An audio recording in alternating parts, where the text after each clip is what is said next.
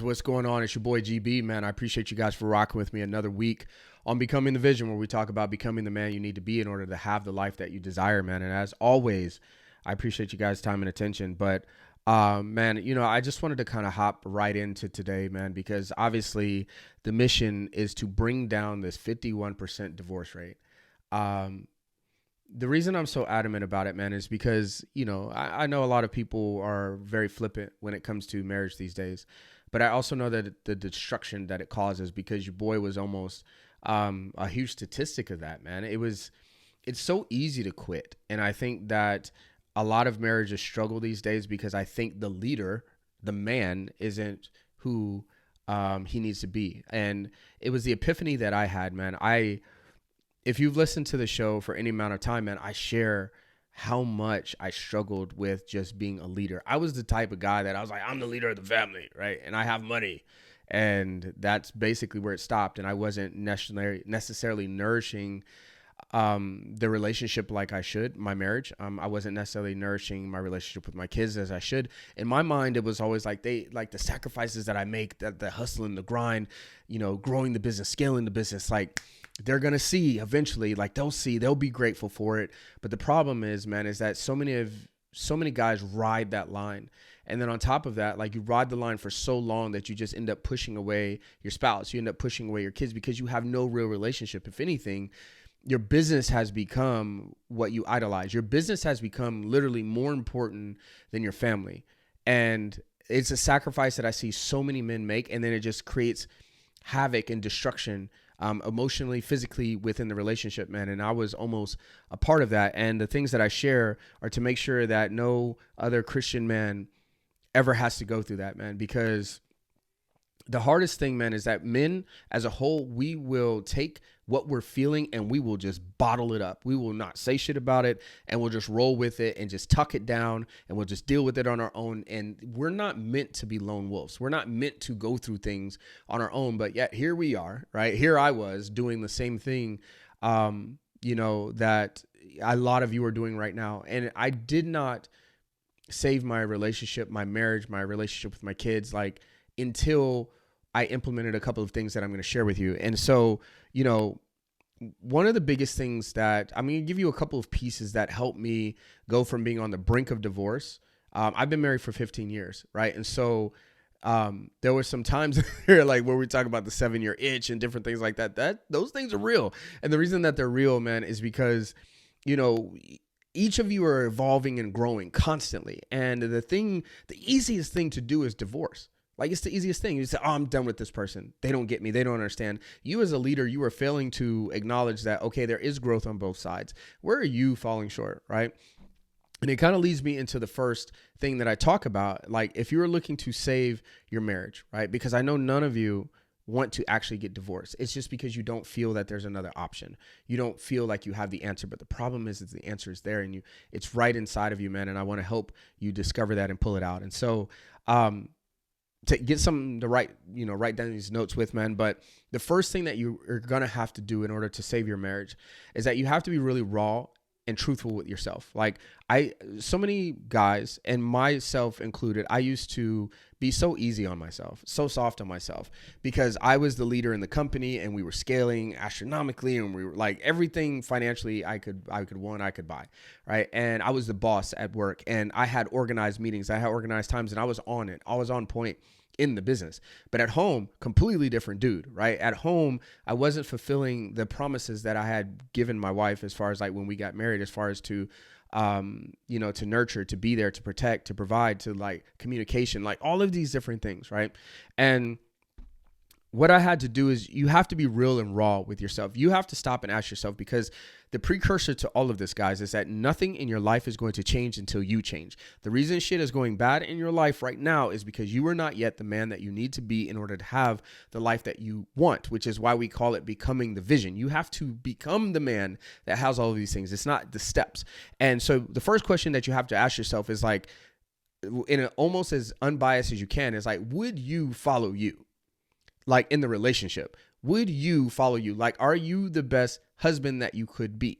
Are you the best father that you could be? And don't bullshit yourself, because this is where guys get in trouble. It's like, well, I'm great and she has these, I'm doing, and she, right? And this is where almost everybody goes left, and where things like you can't recover from that. Okay. So the first thing is you have to be real and honest with yourself.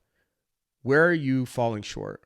Where are you effing up? Where are you not holding up your end of the bargain? Because I promise you, the only thing that really changed, well, not only thing that changed, but the thing that changed so astronomically in my relationship is when I stopped pointing the finger at her. When I stopped being like, well, she's not doing this, and she makes me mad, because it's like, no, it's like, okay, if she's questioning everything that I'm doing, if she's second guessing me, it's like, if she's not respecting me, where am I giving her the reason to not respect me? Am I not holding my word to her? If I make a promise, am I actually keeping the promise? Am I actually providing for her, which I was financially, but am I protecting her? Am I protecting not just her like physically? Am I protecting her heart? Does she have, like, am I that dude that she can come to and she can actually lean on and trust? And the answer for a lot of you guys is that you'll find that the answer is usually no, which is why she's questioning you at every turn, which is why like you feel like you can't lead effectively and you don't know where to go and what to do, right? Maybe your communication is off. You're not a very good communicator, right? We hear women say that all the time. We're like, what the hell does that mean? Like, think about it, right? Like, and the way that I started to look at it was this, right? If I call myself the leader, hence I'm the quarterback of the team, I'm the general of the army, right? I cannot blame the loss or whatever is going on the team. I have to take the brunt of that. So if I am not the type of leader that I need to be, of course, she's not going to follow me. Duh. Right? And it's like the biggest epiphany. And so that means that you still have work to do. That means that maybe you're not understanding how to communicate effectively, right? Because like, think of it like if you're a teacher. If you're a teacher and you have, like, I used to teach years ago, right? But if you have students in a class, if you have 20 students in a class, 15 are going to get it automatically without you saying anything. Like they're just going to grasp the concept. not 17, but 2 more of those it's going to take a little bit more time, right? So that gives you 17, but 3 of them, it's just going to be really hard to get it across to them. But what are you going to say? You're just going to be like, F it, like they don't get it. Oh, well, right? But that's what you're doing. You're not evolving as a man and as a communicator to figure out, how do I actually get my point across to my wife? Where am I, like, how do I communicate better, and how do I become a better man for her? Right. So the first thing is to be raw and honest with the truth. From there, guys, you also have to look at yourself, because most of you, dude, look at yourself physically. Like, you don't even respect yourself. You don't respect yourself. This is so prominent in businessmen, right? Like it even happened to me, and fitness is like my main history, right? But like, when you start to have a lack of respect for yourself, when you start to have a lack of respect of what you put in your mouth, like you have a lack of respect for your own body, you're not taking care of it. Like, think of you when you are in, say if you walk into a boardroom, right? You have this meeting, and say you have 2 guys that you're supposed to meet, right? Actually, let's do it like this. Let's say that you needed a CPA for your company, right? And these 2 guys, skill-wise, they're there where they need to be. They're equal, okay? But one is like 40 to 50 pounds overweight. His clothes are kind of sloppy looking. You can see his stomach kind of sticking over his belt, and his suit doesn't necessarily fit right. And then you see this guy, the other guy, who's just as talented, right? And he looks like he physically takes care of himself. He looks like he's in shape. He looks like he has the discipline. His suit is like fitted and he looks nice. Who are you going to go with? Right now, you can say, oh, well, whatever. Like, but the fact of the matter is that you're going to go with the guy who has his, like, he looks like he has his shit together. Okay.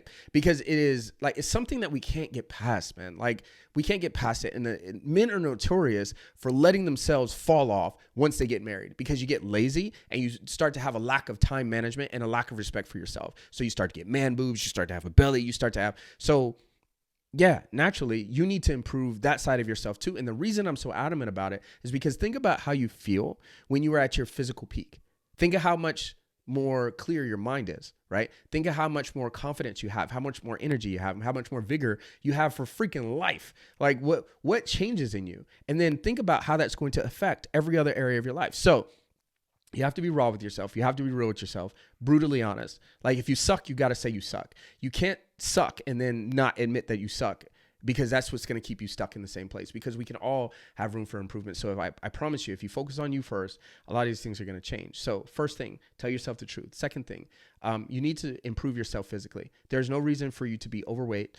There's no reason for you to be out of shape. There's no reason for you as a man to not respect and take care of yourself, because just like I gave you the example of the two accountants, right? We have an innate lack of respect for people that have a lack of respect for themselves. It's just what happens. And your wife is looking at you. She has heard you 300 times say, I'm going to get in shape. I'm going to fix my life. I'm going to get better. You start and stop. Lack of respect. All right.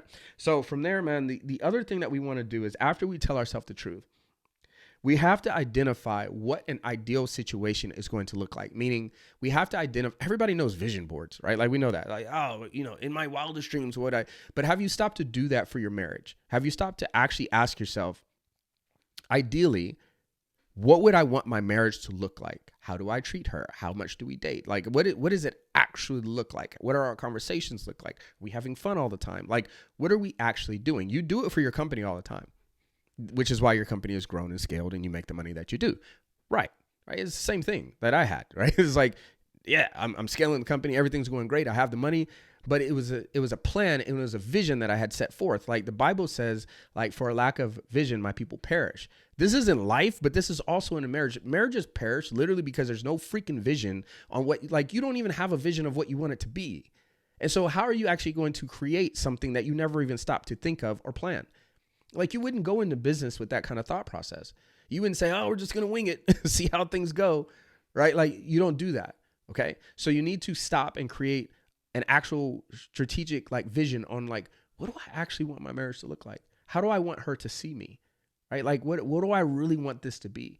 And if you have that vision, then you can start to then reverse engineer and build from it, man. So, like, when I was struggling and when things weren't going very good for us, I realized that I didn't have a vision for my wife. I didn't have a vision for my marriage. I didn't. I had a vision for my company, right? Like, I knew all the quarterly stuff. I knew all the KPIs that we needed to hit, but I didn't have any KPIs for my marriage, man. And I think that the reason that businesses grow and are so successful is because you have KPIs that you hit and they're non-negotiable. In your marriage, you have KPIs that you're supposed to hit, but you negotiate them all the time. And this is why 51% of marriages fail. And so what I want you to do is you need to take that same vision and execution level, and you need to apply it to your marriage. And I'm actually going to give you some things here to work on, guys, some things that help me. But from there, after you identify what it actually should look like, I want you to understand this, right? And this is a sports analogy because your boy loves sports, right? But so many people think, like, it's just like when you watch a football game, the team didn't lose the game in the last play of the game, right? We always, oh, they lost by a Hail Mary. Oh, they lost by whatever, a field goal at the last minute, or they lost because they missed a field goal, whatever it may be. You didn't lose the game on the last play. You lost the game because of the culmination of decisions and plays that happened within the game. Like, there are a lot of times when I'm watching a game and I'll see, like, say if they're driving towards the end zone and dude fumbles on the 1 yard line and they lose the ball, turnover. That just cost them the game. Or that's something that may come back to haunt them, right? Now, if you look at the course of your life and the course of the decisions that you've made in your relationship, whether it's, I said I was going to be home at a certain time and you didn't, whether it's the promise that you made to your wife and you didn't fulfill it, whether it's like the relationship that you said that you were going to hang out with the kids and you didn't, or you didn't send the emails and stay locked in at work when you were supposed to. Instead, you were kind of all over the place. So what I'm trying to explain, guys, is that you didn't get to where you're debating divorce by, like, in the last quarter of the game. This has been the culmination of how you have reacted, how you have communicated, how you have carried yourself throughout the course of however many years you've been together. And because of that, you're going to end up losing the game. And if you lose the game, that means you lose your relationship with your spouse. That means you most likely lose the significant relationship that you can have with your kids. I don't care about any other BS that kind of goes around. It's like, oh, well, we can co-parent. No. Like, think about how much more effective it's going to be if you learn to work it out and not quit when things get hard, right? How much more effective it's going to be for your kids. What kind of environment would you like to have for them? Or are you cool just passing them off week to week, weekend to weekend? Or would you actually like to be a family unit? Like, is that the legacy that you want to have? You have to establish what it is that you want. For me, it was like, I can't do that. I can't be the guy that, oh, I went through a divorce and now I see my kids every other weekend, or I see my kids like sporadically during the week. Like, because I quit, because I couldn't solve a problem, because I couldn't lead effectively. That's what you want, right? And I think that that's what most people are willing to do, because there's no reason a divorce rate should be 50+% unless people are quitters. People are quitters. Like, you quit too easily. Sometimes it is good to quit certain things. Like, I'm not saying that if there's abuse or anything else like that, but I'm saying from the man's perspective and from the man's side, like, you're quitting because you're not developing yourself to where you become the type of leader that your family follows you, that your family's always going to love you in a way, but like to where they love and respect you, because that's ultimately what we want as men. And so if I go back to the sports analogy of, like, you did not lose your relationship and your marriage in the last play of the game, the last month, the last year. You lost it over the years because you were just fumbling the ball, throwing interceptions, doing shit that you you're not supposed to be doing. Hence why you're where you are right now. Okay. And so, but the cool thing is that you can start to correct those things. Now, out of all of this, man, the one thing that I want to share with you is that you have to embrace the fact that it's not going to be simple. It's not going to be easy. Well, it's going to be simple, but it's not going to be easy, right? And this is what I mean. One of my mentors said, like, he was giving an analogy of something that the person that he was trying to help, he was like, did you think that this process was going to be easy? And the person was like, no. And he's like, okay, cool. So you believe that the process was actually going to be pretty hard, pretty difficult. And he was like, yes. He's like, okay, cool. So if you already understood that, then this is what hard feels like. So what are you complaining about? You already knew that it was going to be difficult. You already knew that it wasn't going to be as easy as you hoped. And so when you're in the hard shit, this is where you buckle down and you fight for it even more. Like, I told my wife when we were going through divorce and everything else, I said, babe, this may take you 3 years. It may take you 4 years for you to fully trust me, but you will eventually trust me. And I understand that there are going to be times when you doubt me. I'm understanding that there are going to be times when you're upset with me. There are going to be times that, like, there are going to be so many times that this shit happens. But eventually you'll see, because I'm going to stay the course. It doesn't matter to me because I already understand that it's going to be hard. It doesn't mean that I didn't have emotions towards it. When we get into arguments, I'm like, oh, is this ever going to work? But it means that I did not change course. I kept doing the little things each and every day that I needed to do until eventually I came out of it, right? And this is what you have to do. A great book about this, man, is there's actually a couple of books, but one book that I love in particular is called The Slight Edge. And I forgot the name of the author, but you can just Google it. It's called The Slight Edge. And basically it talks about our micro decisions that we make every single day. And our micro decisions determine the outcome of what we have in life. And so many times you don't even realize that the little things that you do create these huge piles of shit, right? And I think that as men, everything that we do, right? Because if we're going to say that we're going to be the leader and we're going to say, follow me, wife, and I'll protect you. I'll provide for you. I'm going to be that rock. Like, are you that rock? Are you doing everything in the self-development that you should be doing and then giving this new dude to her? Because let's be real, man. If you were everything that you thought you were or think you are, do you think she'd ever go anywhere? Probably not, bro. Like, let's say you have money in the bank, you're loving, you're kind, you're patient, you communicate well, you're jacked, you look in shape, like you're giving her crazy good time in the bedroom, if you know what I mean. You're great with the kids, all these. Do you think she's going to want to file for divorce? Do you think she's going to want to leave? No, she's not, because you're a freaking awesome man, right? And she's not going to want to go anywhere. That was, when I go back to telling the truth, that's what I mean. It's like, if you're that much of a catch, I promise, like, if you're that much of a catch, she wouldn't want to go anywhere. So for the fact that she is wanting to leave, the fact that she does say, like, there's this distance and she, she's learned to live without you. Like, my wife told me with her and the kids, it's like, we've learned to live without you. Like, if there aren't those deficiencies, they're not going to want to go anywhere. But for the fact that you are contemplating divorce, there are deficiencies. And the only way that you're going to fix that is not looking at her and saying what she needs to fix, is fixing the things inside of you and becoming a better man. That is the gist of the whole thing. And so, as always, guys, like, if this is something that you feel you would like more help with, what I want you to do is actually visit me on social media, GB the Trainer. And underneath my profile, I actually have a free training where I go more in depth on how you actually create these changes in your life, in your marriage. I'm not a marriage counselor or guru. I'm a you guru, meaning that I help develop you as a man, you as the person. And then because of that, you can then give that man, that person, to your spouse and to your children and to your business. And hence, this is how your life gets better. And so you visit me on social media, and GB the trainer, and there's going to be a free training on there, man. There's no hitches, no nothing. Like, you can literally download it, go through the training, man. I open up the whole process on how I've helped hundreds of men just like you recover, man, become that man that you need to be, and save your family, because ultimately I know that's what you really want.